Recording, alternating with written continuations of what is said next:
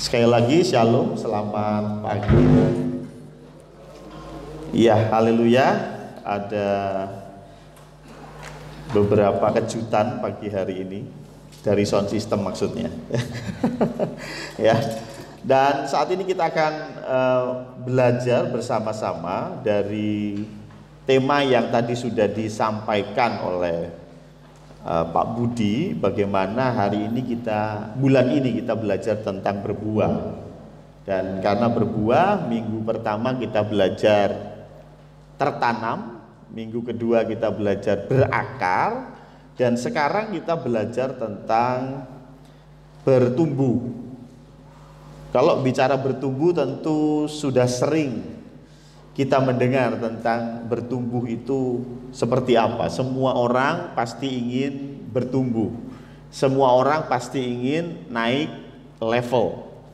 Yang mereka keluhkan adalah ujiannya, ya. Kalau naik levelnya pasti ingin, ya. Ini pasti ada adik-adik yang sudah naik kelas, sudah ya. Sudah naik kelas, sudah bagi rapot. Ponakan saya juga sudah laporan, wah sudah bagi rapot. Di Semarang udah belum? Sudah ya, sudah bagi rapot dan sudah naik kelas. Senang, ya. Semua kita sekali lagi pasti suka bertumbuh dalam hal apapun kecuali berat badan, betul ya? Kalau berat badan kalau bisa jangan bertumbuh, ya. Ya. Tetapi bertumbuh pasti semua mau, ya. Tetapi kalau saya bahas bertumbuh terlalu luas, saya coba sempitkan pembahasan pada pagi hari ini karena anjuran pemerintah jamnya dikurangi, ya. Jadi yang pertama kita akan bahas pertama dan satu-satunya saja, tidak usah banyak-banyak. Bertumbuh apanya nih? Tentu kita bicara bertumbuh, yang paling penting adalah bertumbuh secara karakter. Kita punya PPA, ya. PPA ini juga salah satu slogannya adalah supaya karakter Kristus ada di dalam anak-anak didik, ya. Artinya kita harus punya karakter dan tentunya karakter Kristus. Apa itu karakter? Karakter itu sesuatu yang menjadi dasar dari apa yang kita terima maupun apa yang akan kita terima. Jadi karakter itu adalah dasarnya. Ada yang bilang begini, kalau engkau punya talenta, engkau punya bakat, engkau akan naik ke atas. Tapi yang membuat engkau tetap di atas itu bukan talenta. Apa? Karakter. Ya. Engkau punya talenta nyanyi bagus, main musik bagus, engkau meroket, naik. Tapi karena karaktermu jelek, di atas sana engkau nggak lama. Ngerti maksudnya ya? Jadi karakter ini harus dibangun dulu sebelum engkau naik kelas. Kalau engkau naik kelas tanpa menaikkan karaktermu dulu, maka engkau nggak akan lama di kelas itu dan engkau akan turun lagi. Naik kelas sama turun kelas enak mana? Naik kelas. Kalau saya bisa ngomong, turun kelas sama tetap di kelas yang sama, itu lebih enak tetap di kelas yang sama, ya. Tadinya kelas 3, lebih baik tetap kelas 3 deh, nggak naik nggak apa-apa, tapi tetap kelas 3. Yang jadi problem ketika dari kelas 3 turun ke kelas 2, ya. Yang biasanya naik kereta bisnis tiba-tiba jadi ekonomi. Nah, itu masalah, ya. Tapi kalau tadinya bisnis tetap bisnis, ya, nggak naik ke eksekutif juga sih, tapi tetap bisnis, is okay, ya. Maka dari itu kita perlu membangun yang namanya karakter. Karakter dibangun dari apa yang kita lakukan. Karakter dibangun dari apa yang kita lakukan. Kalau sesuatu dibangun dari apa yang kita katakan, itu namanya pencitraan. Ya, ada bedanya, ya.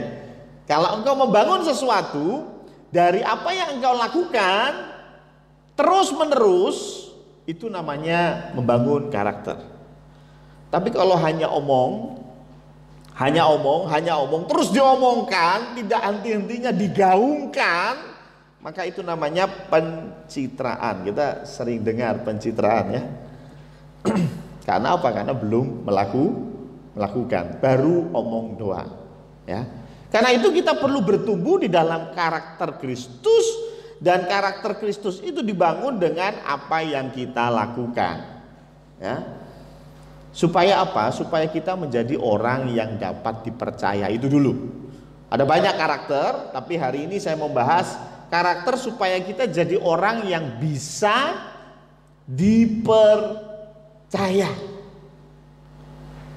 Ada banyak orang yang kelihatannya bisa dipercaya, tapi rupanya omongannya meleset. Ada yang begitu? Ada yang punya teman seperti itu? Enggak, luar biasa ya. Teman Anda baik-baik ya. Atau jangan-jangan ada yang begitu ya. Teman saya nggak pernah sih, saya Pak ya. Wah repot ya. Jadi artinya ketika kita menjadi orang yang bisa dipercaya, itu salah satu karakter Kristus. Itu yang akan membuat engkau bertumbuh. Kalau engkau semakin bisa dipercaya, semakin naik level karaktermu, secara otomatis maka hidupmu juga akan bertumbuh dalam segala hal ya. Pernah saya bicara dengan orang yang punya banyak perusahaan dan punya banyak karyawan. Dia bilang kalau nyari orang pintar itu gampang. Mau lulusan mana sekarang ya, silahkan ya. Mau dari Inggris, Amerika, Zimbabwe, semua ada ya. Komplit, orang pinter gampang. Mau S1, S2, S3, yang susah tuh cari orang jujur. Betul? Cari orang pinter gampang. Tahu kenapa? Karena orang pinter ada sekolahnya.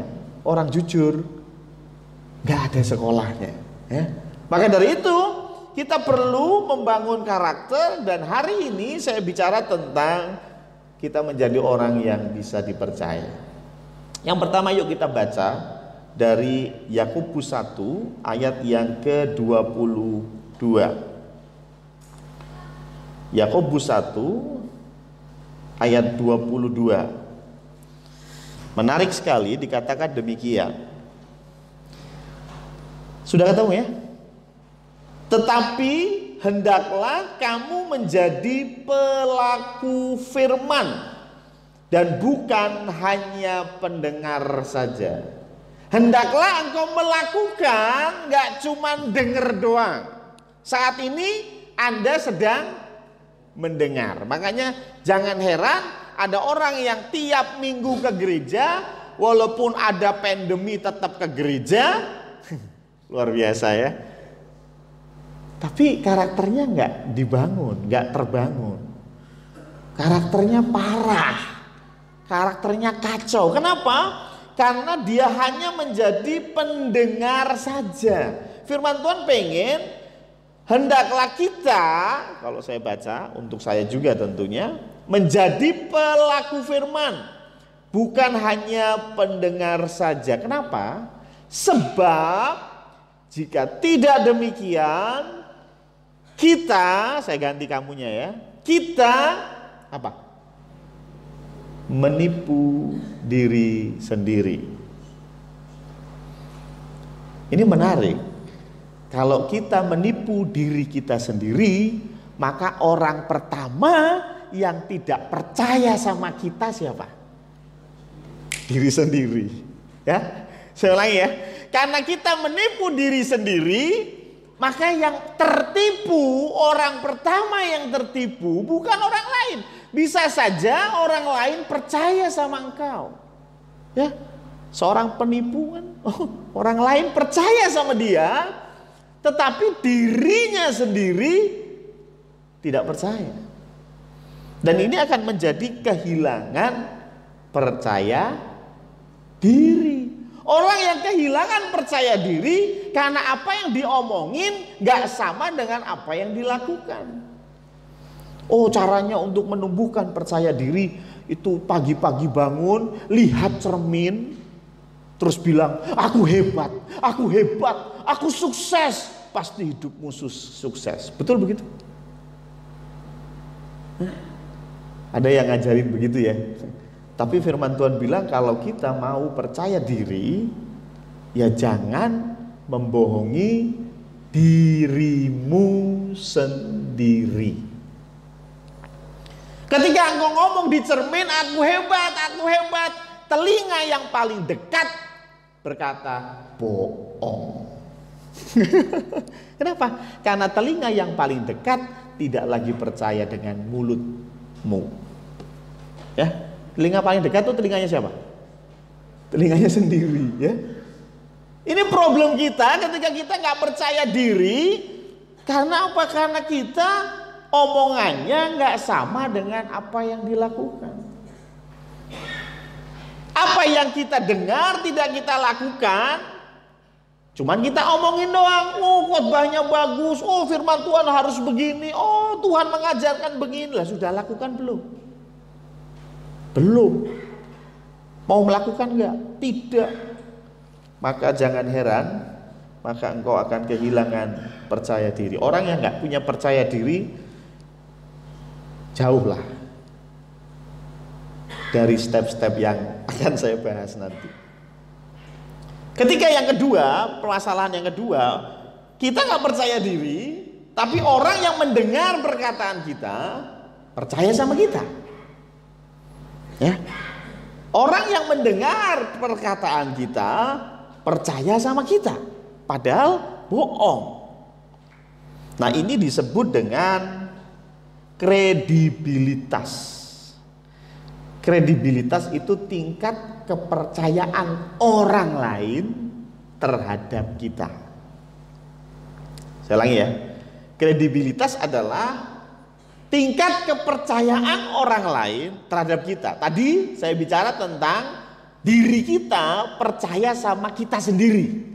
Tapi sekarang orang lain percaya sama kita. Ini pun masih berhubungan dengan Yakobus tadi. Kalau engkau melakukan apa yang engkau katakan, maka kredibilitasmu akan naik. Biasanya kata-kata kredibilitas itu muncul menjelang pilkada begitu ya. Wah, kredibilitas Jokowi. Katanya kemarin Pak Lukas ngasih tahu saya Jokowi ulang tahun gitu ya. Saya malah nggak ngelegewo lah, TV isinya pandemi semua ya. Ya, sampai bosan. Metro TV isinya COVID ya, TV One COVID ya, akhirnya YouTubean ya. Karena waduh semuanya isinya tentang COVID ya, bosan juga ya. Jadi sampai nggak tahu kalau Pak Jokowi ulang tahun ya, berarti bareng sama Pak Pendeta Yer ini ulang tahunnya. Pantesan mirip Pak ya, bentuk-bentuknya mirip ya. Ya, bentuk-bentuknya mirip ya. Jadi kalau kita bicara tentang kredibilitas, kredibilitas itu juga dibangun dari apa yang kita lakukan. Sometimes kita bisa menipu orang lain dengan apa yang kita katakan. Tetapi ketika itu meleset, maka kredibilitasmu akan jauh menurun dari titik awal. Saya contohkan ya. Misalnya nih, kredibilitasmu itu 5.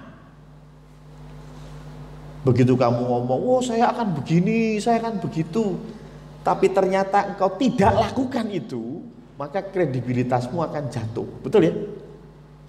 Orang akan semakin tidak percaya dengan engkau. Ya. Ketika engkau bilang sama bosmu, ketika pimpinanmu suruh A, kamu bilang, siapa? Saya akan lakukan. Tapi tidak engkau lakukan, maka kredibilitasmu di mata atasan akan turun. Pasti itu. Kalau engkau lakukan hal itu lagi, maka engkau bukannya bertumbuh, malah menciut. Dan tidak heran ketika orang-orang yang tidak punya kredibilitas seperti ini dalam kondisi pandemi, kira-kira siapa yang akan dipecat duluan? Ya. Kalau ada pengurangan pegawai katakanlah, ada pengurangan pegawai, kita harus potong pegawai 50%. Saya mau tanya, kira-kira yang akan di kick out lebih dulu orang yang punya kredibilitas tinggi atau yang rendah? Tentu yang rendah. Ya. Karena itu untuk kita bisa bertumbuh, kita perlu karakter. Salah satu karakternya adalah orang percaya kepada kita. Jadi artinya ketika engkau dipercaya orang lain, tinggal tunggu waktu, engkau akan diambil dan ditaruh di posisi yang tepat. Ada sebuah ilustrasi tentang berlian, ya. Saya baca itu di sebuah buku, berlian itu berkilau, betul ya? Tapi suatu waktu berlian itu ditaruh atau masuk ke dalam tempat sampah. Apa yang harus dilakukan oleh sang berlian? Dia terus memancarkan cahayanya, atau ya, aku kan di tempat sampah. Ngapain saya di tempat sampah dan bercahaya seperti berlian? Enggak, saya akan redup seperti sampah. Maka selamanya engkau akan ada di tempat sampah. Tapi kalau engkau di tempat sampah dan engkau bercahaya seperti berlian, nggak tahu kapan, suatu hari nanti, nggak tahu kapan, ketika Mbak Ana sedang jalan-jalan, urek-urek sampah, ngapain ya? Ya, Mbak Ana ngurek-ngurek sampah, ada sesuatu yang berkilau. Betul ya? Dan tentunya dia akan ambil berlian itu, bersihkan dan tempatkan di tempat yang semestinya. Nanti maksud saya, ketika engkau mungkin saat ini karaktermu sudah baik, Pak Pendeta saya itu, kurang apa sih? Yang lain berangkat kerja jam 8, saya jam 6 udah berangkat. Ya, saya tuh yang buka gemboknya toko itu saya. Lah ya Bud, kamu yang punya. Kita bekerja jauh lebih keras dari yang lain. Saya jujur sejujur-jujurnya. Ketika ada fasilitas dari kantor, uang bensin katakanlah, ya, Pak Chandra ini betul-betul menulis dari rumah sampai kantor berapa kilo, dari kantor sampai rumah berapa kilo. Hanya itu yang dirembers. Dirembers tahu ya? Diijolke. Tapi kalau nganterin buawan jalan-jalan ke Bandungan itu nggak dirembes, ya. Jujur ya? Jujur. Tapi kok yang diangkat, yang dipromosikan bukan saya ya Pak Pendeta. Yang dipromosikan orang lain yang saya tahu betul dia orang yang gak jujur. Sakit gak hati kita? Sakit gak? Sakit ya? Aduh, saya tuh sudah jujur, saya sudah bercahaya seperti berlian.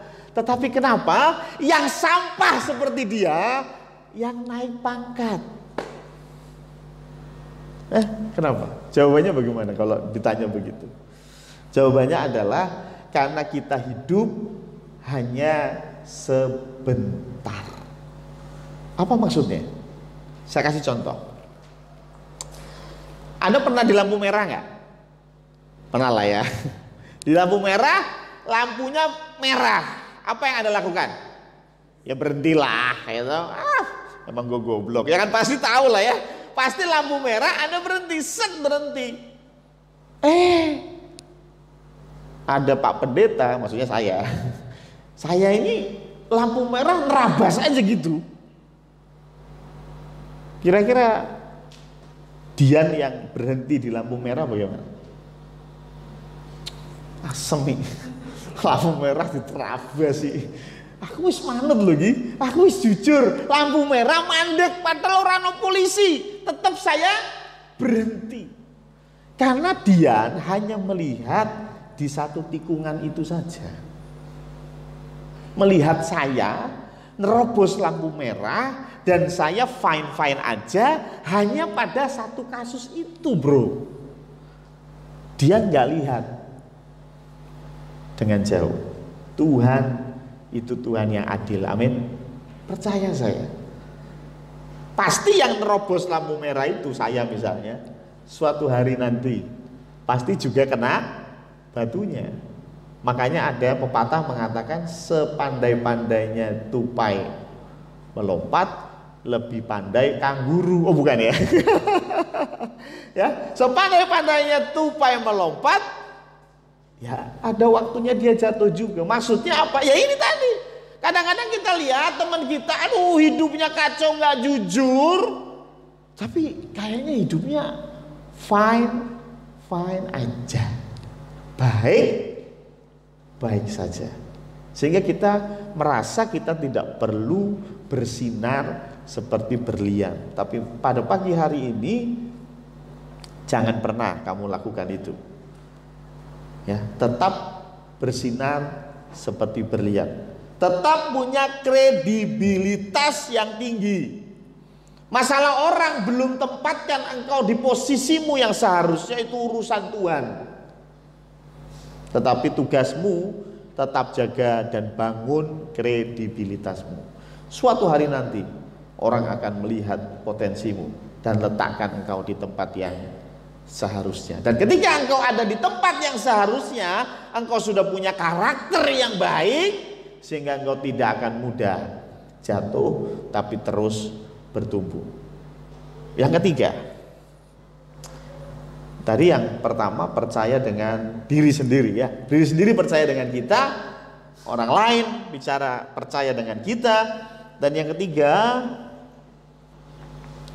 mari kita baca dari Mazmur. Mazmur 15 deh. Mazmur 15 ayat 1, 2, 3. 1 dan 2 cukup ya. Mazmur 15 1 dan 2. Mazmur 15 1 dan 2. Demikian firman Tuhan. Tuhan, siapa yang boleh menumpang dalam kemahmu? Siapa yang boleh diam di gunungmu yang kudus? Oke. Ya, ini bisa ditafsirkan sebagai surga, tempatnya Tuhan, tapi saya lebih mau spesifik. Saya mau tanya, siapa orang yang kamu bukakan pintu untuk tinggal di kemahmu? Kalau sekarang berarti di rumahmu. Tentu tidak sembarangan orang. Betul ya? Katakanlah Pak Pendeta Yer, pasti tidak sembarangan orang Pak Yer akan terima untuk menginap di rumah beliau. Bukan berarti pelit, bukan ya. Tapi tentu orang yang diterima masuk ke rumahnya Pak Yer adalah orang yang Pak Yer percaya. Setuju? Ada gege melebu, orang nggawa apa-apa metu nggawa TV gitu. Repot ya. Betul ya? Sederhana saja. Tentu Pak Yer, ketika Pak Yer menerima saya masuk, kalau ke ruang tamu sih everybody ya. Tapi ketika saya menginap di rumah Pak Yer, malam ini saya nginep. Lah kenapa? Gereja gemboan aku ora iso mlumpat. Oh iya, rapopo. Ketika Pak Yer ngomong rapopo, monggo silakan tidur di rumah saya. Tentu Pak Yer dalam konteks ini percaya dengan saya. Setuju ya? Ya iyalah. Kalau orang sembarangan, sini, kamu nggak punya rumah, tidur di rumahku. Tentu tidak akan ada di rumah yang sama. Mungkin Pak Yer punya tempat khusus untuk orang-orang seperti itu, oke lah ya. Tapi maksud di firman Tuhan, siapa sih yang Tuhan izinkan untuk menumpang? Menumpang itu kan, ya tentu konteksnya bukan surga. Surga itu nggak numpang ya. Surga itu selamanya. Numpang itu kan sementara waktu ya. Yang numpang di rumahnya Tuhan, yang numpang di kemahnya Tuhan, tentu yang Tuhan percaya. Tadi kita bicara diri kita percaya dengan diri kita sendiri. Yang kedua kita bicara orang lain percaya dengan kita. Tapi yang ketiga yang paling berat, ketika Tuhan percaya sama kita. Ketika Tuhan mengizinkan kita menumpang di dalam kemah Tuhan. Ketika Tuhan izinkan kita diam di gunung Tuhan yang kudus. Syaratnya ayat 2. Yaitu dia yang berlaku tidak bercela. Berarti kelakuannya tidak bercela. Yang melakukan apa yang adil dan yang mengatakan. Berarti omongannya juga benar. Ya toh? Dengan mengatakan kebenaran dengan segenap hati. Ini yang orang modern, orang zaman now bilang integritas. Apa sih integritas? Tangan, mulut, hati sama. Kadang-kadang kita hanya berpikir kalau saya tangan dan mulut sama, it's enough. Sudah cukup buat saya. Ya, cukup untuk membuat orang lain percaya dengan engkau. Cukup untuk membuat kredibilitasmu naik. Cukup untuk membuat engkau ada di posisi yang mantap. Tetapi tidak cukup untuk membuat Tuhan percaya kepadamu. Kalau Tuhan mau percaya kepadamu, Tuhan lihat 3 aspek. Apa yang kau lakukan, apa yang kau katakan, dan apa yang ada di hatimu. Ini sulit. Ini sulit. Saya kasih contoh. Ya. Saya pernah jalan-jalan ke satu negara. Dan di situ transportasi umum itu pakai apa kayak sekarang e-money gitu ya. Jadi kita ngisi dengan jumlah tertentu, dan ketika kita naik bus, kita tap di satu tempat, di tap di ya kayak e-money gitulah ya, di tap, nanti saldo kita kan berkurang otomatis, ya begitu. Pada waktu masuk di tap, udah. Pada masuk di tap gitu. Ya. Waktu itu saya coba beli, mahal juga dengan kurs Indonesia. Waduh, mahal juga nih, bisa nyewa mobil nih kalau di Indonesia ya. Lah, ketika saya naik bis itu ada dua pintu, depan dan belakang. Dan tempat untuk ngetapnya pun ada 2, di depan dan di belakang. Tapi hanya ada sopir di situ. Tidak ada kondektur, ya, hanya ada sopir. Ketika saya mulai pertama kali masuk begitu, orang-orang lokal mereka nggak ngetap. Ada beberapa yang nggak ngetap, masuk aja gitu, masuk aja duduk. Gitu. Saya ngetap. Kemudian saya berpikir, ini orang kok beberapa kok nggak ngetap gitu ya? Kok beberapa nggak ngetap nih? Wah, berarti naik gratis dong, ya kan? Waduh, naik gratis dong. Terus sampai beberapa kali saya amati, saya mulai berpikir kayaknya nggak ngetap bisa juga ini ya. Ya, kayaknya saya nggak ngetap tetap bisa masuk gitu ya. Benar nggak? Lah ini mulai pergumulan. Loh, tidak ada yang tahu. Dan saya yakin Pas Budi juga nggak ngelihat ya. Tidak ada yang tahu. Kalaupun saya naik bis itu dan saya nggak ngetap, so what? Gitu. Saya mulai berpikir dalam pikiran saya, ini mah negara maju ya. Saya cuma ngetap paling ya tanda kutip saya korupsi 1-2 euro, nggak ngefek lah, negara ini nggak mungkin bangkrut gara-gara ini gitu kan. Saya mulai berpikir apa saya nggak ngetap ya? Mulai ragu nih dalam hati karena sekali nggak ada yang tahu ya. Dan saya melihat perilaku orang lokal, ya nggak semua, tapi ada beberapa yang nggak ngetap dan biasa aja gitu. Nggak ada yang ditegur sama kondekturnya, emang nggak ada kondekturnya gitu ya. Supir bisnya juga ya cuek aja gitu, mau ngetap ya silahkan, nggak ngetap juga mangga. Mungkin ya karena ini milik pemerintah ya, jadi artinya supir bis ini tetap dapat gaji lah, gaji sekian, udah nggak urusan mau yang ngetap berapa gitu ya. Kurang lebih seperti itu. Saya mulai terpikir untuk alangkah hebatnya kalau saya tidak ngetap. Wah, enak ini ya. mulai tergoda. Tapi kemudian saya pikir, saya kan mau belajar punya integritas. Wih, ya. Saya mau belajar punya integritas. Saya tetap ngetap. Saya ngetap, walaupun dalam hati bergumul, saya ngetap sampai akhir saya tetap ngetap. Dalam hati tetap bergumul.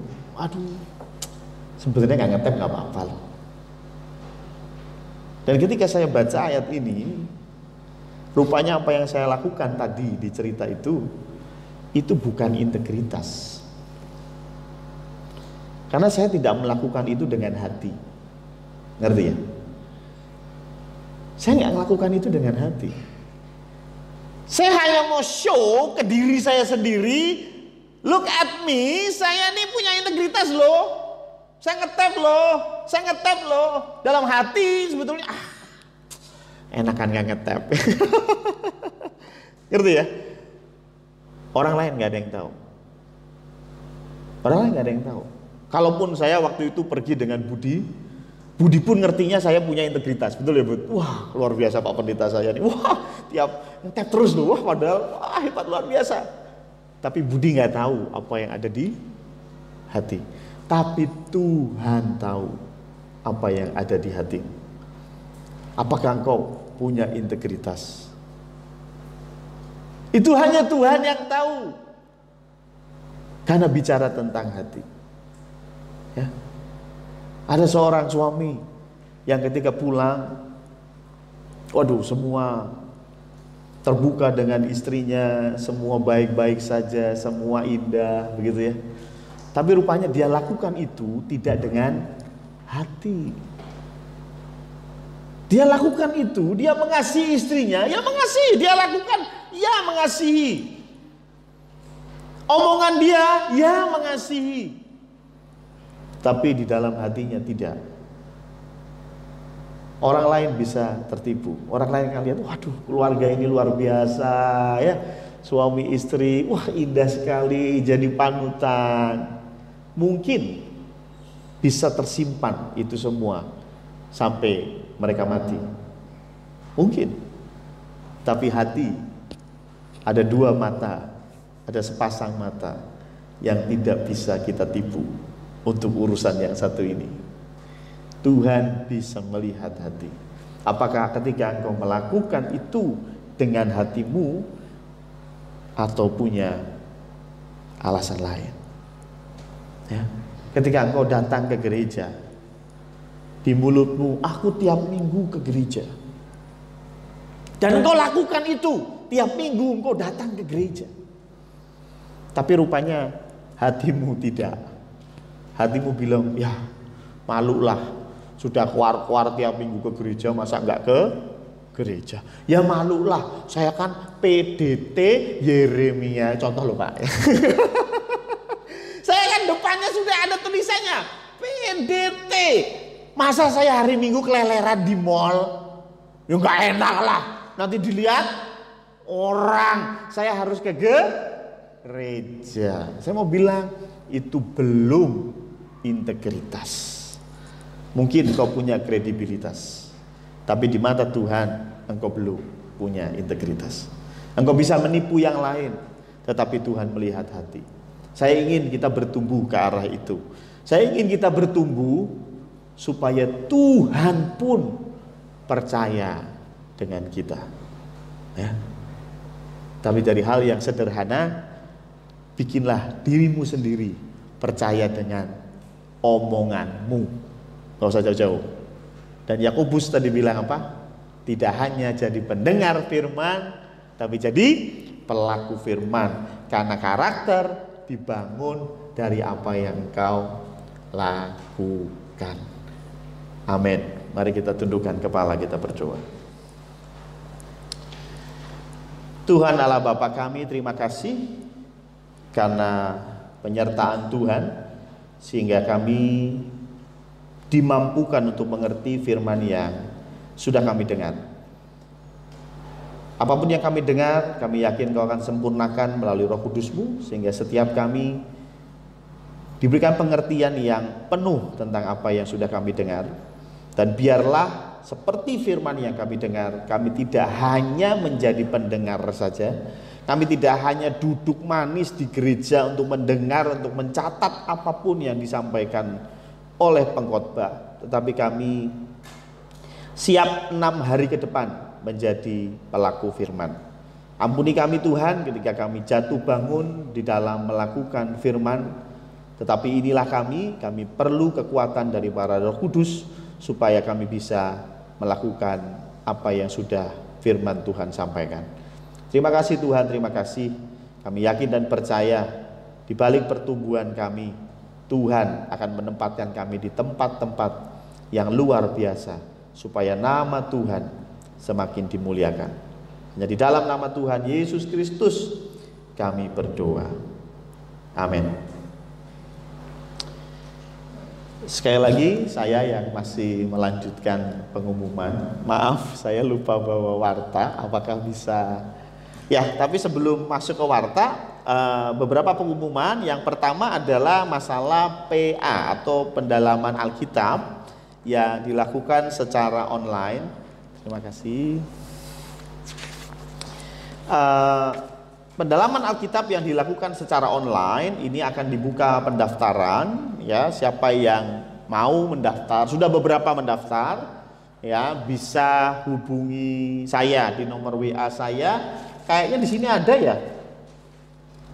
Ya, ini Pendeta Samuel PU. Wah, ini ada nomor saya, atau di channel YouTube itu di deskripsi ada nomor kontak saya. Ya, jadi siapa yang mau ikut pendalaman Alkitab boleh, ya. Ada satu orang yang sudah mendaftar, tapi beliau ini bukan jemaat Condro. Ya, ada satu orang yang kontak saya, dia mau ikut pendalaman Alkitab, tapi bukan jemaat Condro, ya. Ya, saya bilang it's okay karena memang pendalaman Alkitabnya juga secara online, ya, dalam arti kata grup, ya. Jadi kalau ada yang masih bingung pendalaman Alkitab itu apaan sih? Jadi Anda akan tergabung dalam satu grup, dan di grup itu ada satu gurunya gitu ya. Dan gurunya ini, adminnya ini akan share ayat yang harus dibaca hari itu. Ya. Nah, ketika engkau baca ayat ini, kemudian merasa ada yang perlu ditanyakan, kok ini aneh sih ayatnya, bicaranya kok aneh. Ya, kok kayaknya janggal, saya kok nggak paham. Nah, ini bisa ditanyakan di grup itu lewat WA, ya. Misalnya Pak atau Bu atau Mbak gitu ya, siapa adminnya nanti, saya nggak paham di Keluaran 17 ayat 4 sampai 18 ini maksud Tuhan apa. Nah, ini ditanyakan, ya, dan nanti akan dijawab di grup itu juga, ya. Karena saya tahu kadang-kadang di dalam Alkitab kalau kita nggak ngerti konteksnya, latar belakangnya, kita agak-agak bingung gitu ya. Seperti Korintus 7 itu mengatakan lebih baik untuk tidak kawin. Coba lihat itu Korintus 7, ya. Lebih baik untuk tidak menikah. Waduh. Oh, pasti yang jomblo-jomblo ini langsung berkata yes gitu. Ya enggak, karena konteksnya beda, makanya harus memahami konteksnya dulu. Nah, karena itulah kita bikin yang namanya pendalaman Alkitab, ya. Jadi silakan yang mau tergabung, saya masih buka pendaftaran. Kapan mulai baca Alkitabnya? Mulai tanggal 1 Juli, ya. Jadi masih ada waktu untuk yang mau daftar, ya, sampai dengan 1 Juli nanti ada dibikin grup dan kita akan mulai membaca selama 1 tahun, ya. Jadi itu PA-nya, ya. Nggak ada ketemuan, belum ya. Hanya semuanya melalui online di WA group, ya. Itu untuk yang namanya PA. Yang kedua adalah masih dibuka juga pendaftaran, ya, untuk panitia hari baru. Hari baru itu apa sih? Hari HUT RI, HRI gitu ya, HUT RI, baru tahun baru, ya. Kalau kemarin kita punya panitia itu namanya JA50. JA itu Jumat Agung, 50 itu Pentakosta ya. Nah, JA50, tapi untuk semester ini namanya Hari Baru ya. HUT RI sampai tahun baru ya. Nah, ini juga masih dibuka pendaftaran. Siapa yang mau? Syaratnya apa? Syaratnya punya KTP enggak lah. Ya, punya SIM enggak juga ya. Syaratnya adalah satu, berkomitmen. Komitmen apa? Komitmen untuk hari Selasa ikut doa. Ya. Karena apapun yang kita lakukan tanpa didasari doa tentunya sia-sia. Maka dari itu panitia harus doa. Ya. Bukan berarti satu Selasa nggak ikut langsung dicoret, ya enggak juga ya. Kita pun mengerti ya, misalnya loro bengek gitu ya, nggak bisa datang doa ya, is okay, no problem ya. Tapi yang penting punya komitmen ya. Makanya kepanitiaan tidak kami tunjuk, tetapi kami buka pintu sebesar-besarnya siapa yang mau terlibat dalam kepanitiaan. Nggak mau ya nggak apa-apa ya. Mau ya berarti harus berkomitmen. Juga berkomitmen untuk berdoa setiap hari di rumah. Ya, saya tahu Anda semua berdoa tiap hari, tetapi berdoa untuk kepanitiaan ini. Ya. Ini komitmen yang ada di dalam panitia. Siapa yang mau mendaftar untuk kepanitiaan ini, Hari Baru bisa kontak ketuanya, yaitu saya lagi ya. Kalau yang semester lalu ketuanya Pak Marno, tapi semester ini saya ya. Itu untuk dua pengumuman awal. Yang pengumuman di Warta Jemaat, nanti sore tetap ada ibadah sore ya, tetap ibadah sore ada, karena minggu lalu yang sore itu ada 24 orang yang datang ya, makanya tidak terlalu padat di pagi. Nah, saya masih melihat pentingnya ibadah sore ya. Jadi ibadah kedua, ibadah sore akan diadakan dengan tim kurang lebih sama ya. Pujian ujian semua sama kayaknya ini ya. Kalau dilihat di Warta, yes, pokoknya podo kabeh ya. Musiknya mungkin ada sedikit berbeda, ada Pak Eko kalau nggak salah di sini ya. Betul? Ya. Oke, ini untuk sore. Untuk pelayanan sepekan, mohon maaf masih diliburkan semua masih dalam bentuk online. Seperti biasa akan dibagikan linknya. Petugasnya juga sudah Bapak Ibu bisa lihat di Warta Jemaat. Hanya persekutuan doa malam yang sudah dilakukan. Ya, jadi persekutuan doa malam hari Selasa jam 18.30. Petugasnya adalah Diaken Febe Kristiana. Ya, selain itu masih dilakukan secara online. Oke, itu saja pengumuman dari kami untuk laporan persepuluhan ini ya. Sampai dengan Minggu 14 Juni ya, ini pemasukan 8.127.000. Adapun persembahan Natal tutup tahun, wah luar biasa. Panitianya baru saya. Ini dananya udah ada, ini masuk ini ya, luar biasa nih. Panitianya kan baru saya ya, ketuanya doang ya, belum dua anak buah ya. Ini persembahannya udah masuk ya, 10.000 NN, luar biasa ya. Kemudian ya itu saja untuk pengumuman pada